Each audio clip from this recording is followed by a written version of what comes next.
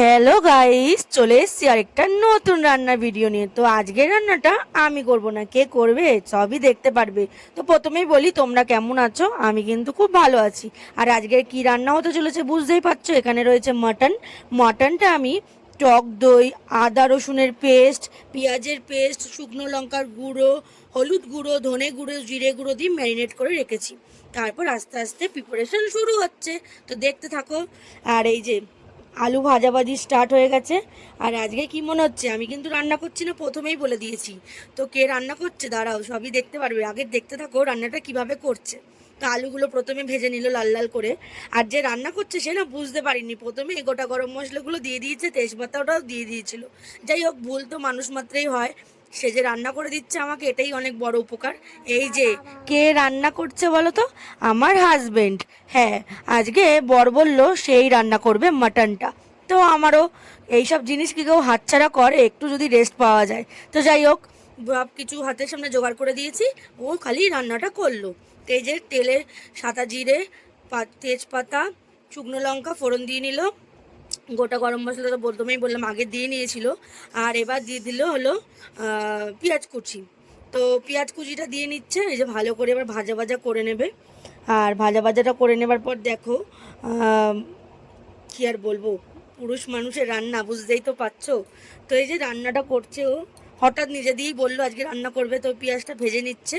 আর প্রথমে বলেছিলাম এই যে মাংসটা ম্যারিনেট করে রাখা, প্রায় 1 ঘন্টার মতনও ম্যারিনেট করে রেখেছিল, টক দই সব কিছু দিয়ে যা যা বললাম।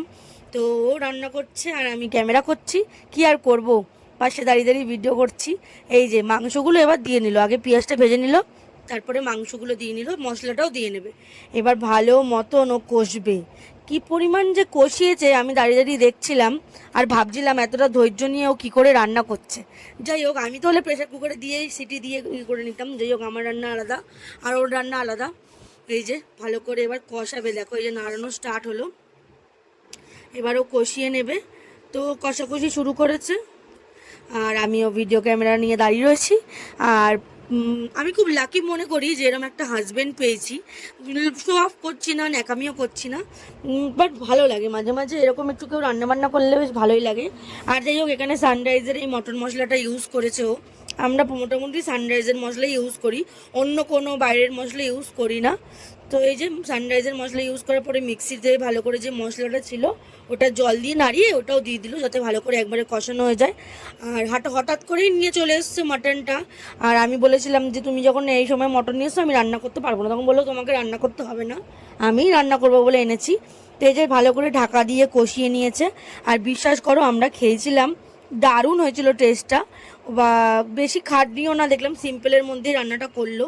আর ভালো হয়েছিল, দেখতেও খুব সুন্দর লাগছিল।